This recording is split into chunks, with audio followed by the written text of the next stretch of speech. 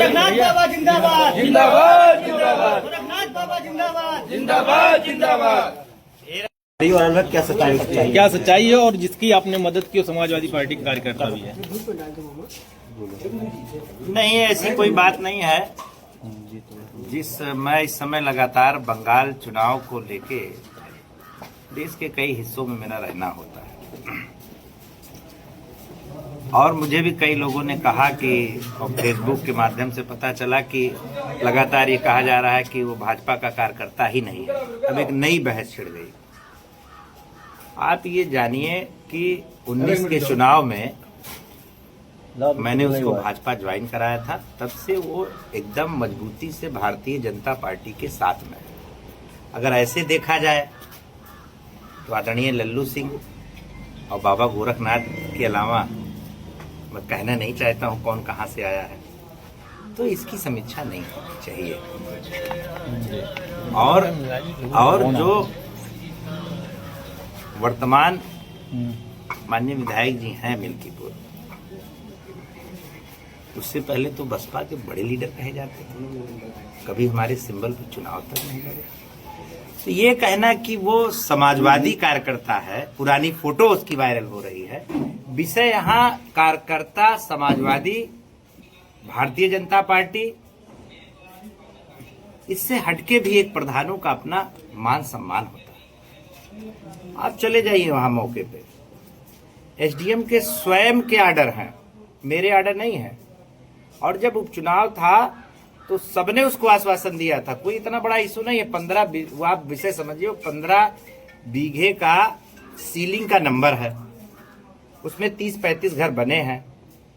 जो आपत्ति कर रहे हैं उनका बड़ा मकान बना है, एक और बना रहे हैं। और जहां पर सरकार, भाई कोई भी एसडीएम होगा, कोई भी सरकारी तंत्र होगा, उस सरकार की जमीन है, सरकार के पैसे से बन रहा है, उस पे लगातार आपत्ति हो रही है कि ना बने और दूसरे पे बने, उस पे हाई कोर्ट ने भी कह दिया कि वहां बने।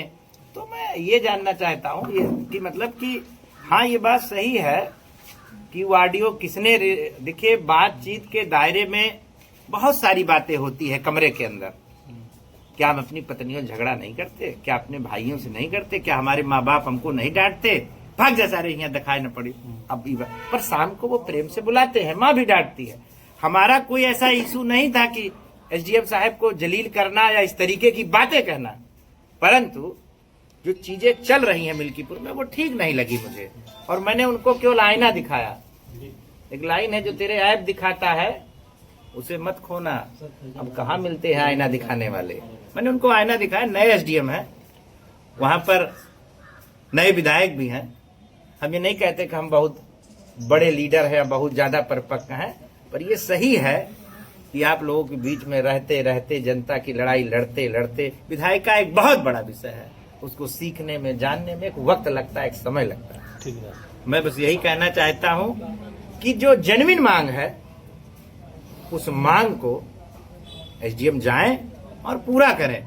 बेवजह इसका बात का बतंगड़ ना बनाया जाए। लेकिन आपने फेसबुक पे चेतावनी दिया है कि अगर हमारी बात नहीं मानी गई तो आंदोलन करेंगे। नहीं, आंदोलन, हम सत्ता में, हम आंदोलन क्या, हम उनको बताएंगे। हम एसडीएम को जाएंगे, वहीं बताएंगे कि भाई आप लोग रहेंगे। आज की डेट में हर आदमी अपने आप में स्वतंत्र है, फेसबुक है, सब है, उनके अपने ऑर्डर हैं। मैं ऑर्डर आपको कहिए दिखा दूं।